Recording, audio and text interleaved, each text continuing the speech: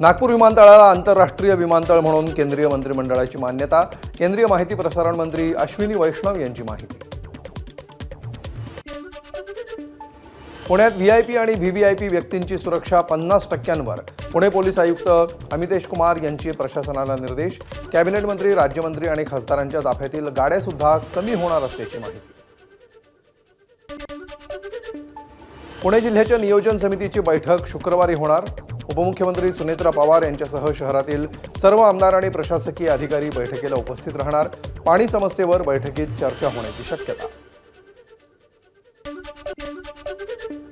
संत ज्ञानेश्वर महाराजांच्या पालखीचा पुण्यातील मुक्काम परंपरेनुसार भवानी पेठेतच होणार। आळंदी देवस्थानचे विश्वस्त आणि पालखी सोहळा प्रमुख राजेंद्र उमाप यांची माहिती। वाशिम बाजार समितीमध्ये सोयाबीनला 7,400 रुपयांचा विक्रमी दर। 4 वर्षांनंतर मिळतोय अधिकचा दर। शेतकऱ्यांमध्ये आनंदाचं वातावरण। जगदंबा पतसंस्थेतील फेक अकाउंट प्रकरणामध्ये अशोक खरातला 18 मे पर्यंत पोलीस कोठडी। खरातच्या इतर आर्थिक व्यवहारांचा पोलिसांकडून तपास सुरू।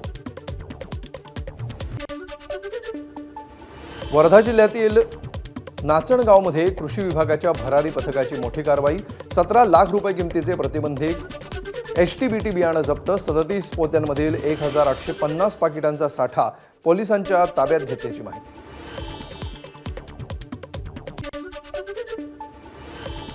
वाशिममध्ये कांदा उत्पादक शेतकरी संकटात। बाजारामध्ये कांद्याला केवळ 4 ते 5 रुपये प्रति किलोचा दर। उत्पादन खर्चही निघत नसल्यामुळे शेतकऱ्यांमध्ये नाराजी। सरकारनं नाफेडमार्फत खरेदी करण्याची शेतकऱ्यांची मागणी। केरळच्या नव्या मुख्यमंत्र्यांची घोषणा उद्या होणार। काँग्रेसचे सरचिटणीस जयराम रमेश यांची माहिती। रमेश यांनी व्ही डी सतीशन आणि के सी वेणुगोपाल यांची नावं चर्चेत।